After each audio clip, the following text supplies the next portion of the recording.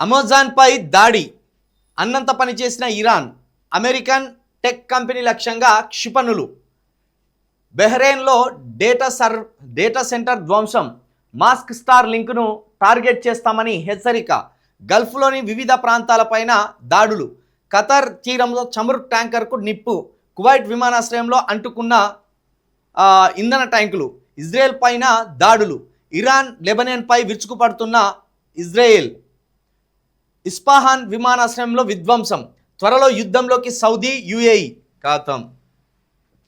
ఇప్పటి వరకు 3 దేశాల మధ్య జరిగిన యుద్ధం కాస్త ఇప్పుడు 5 దేశాల యుద్ధంగా మారబోతున్నది.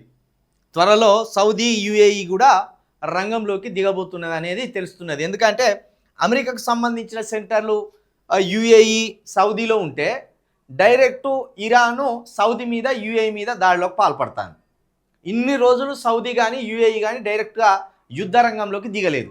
ఇక ఇప్పుడు నెల రోజులు అయిపోయింది, యుద్ధం మొదలై దాడులు మొదలై నెల రోజులు అయిపోయింది.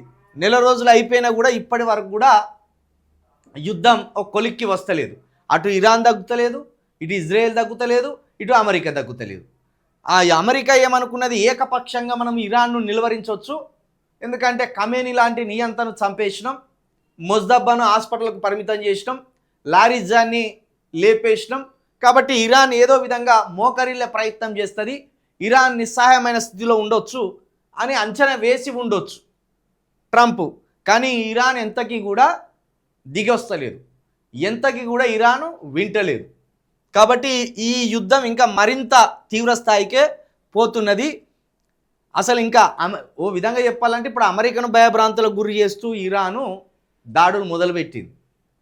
నిన్న మొన్నటి వరకు ఇరాన్లో ఆ బిల్డింగ్ కూలిపోయింది, ఈ సెంటర్ కూలిపోయింది, వాళ్ళు చచ్చిపోయిన్లు, వీళ్ళు చచ్చిపోయిన్లు అనే వార్తలు విన్నాం. కానీ ఇప్పుడు అమెరికా సంబంధించిన అమెజాన్పై దాడి చేసింది, అమెజాన్ సంస్థలపై దాడి చేసింది. అన్నంత పని చేసిన ఇరాన్ అనేది రాసుకొచ్చిన అమెరికన్ టెక్ కంపెనీ లక్ష్యంగా క్షిపణులు, ఏది ఐటీ సంస్థలకు సంబంధించిన బిల్డింగ్లను టార్గెట్గా చేసి, ఆ సంస్థలను టార్గెట్గా చేసి ఇరాను క్షిపణుల వర్షం కురిపిస్తుంది.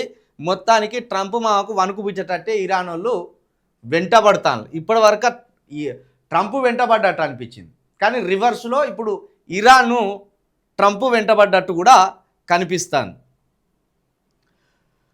అది మా యుద్ధం కాదు, మేము రంగంలోకి దిగే ప్రసక్తి లేదు. హర్మోజ్ జలసంధిని తెరవడంపై 35 దేశాలతో భేటీ, దౌత్య రాజకీయ అంశాలపై చర్చిస్తాం. బ్రిటన్ ప్రధాని స్టార్మర్, ఇది నాటో దేశాలకు సంబంధించిన 30 దేశాలు ఉన్నాయి కదా, 30 దేశాలు ఈ హర్మోజ్ జలసంధిని తెరవాలని ట్రంప్ వాళ్ళ మీద ఒత్తిడి చేస్తాడు.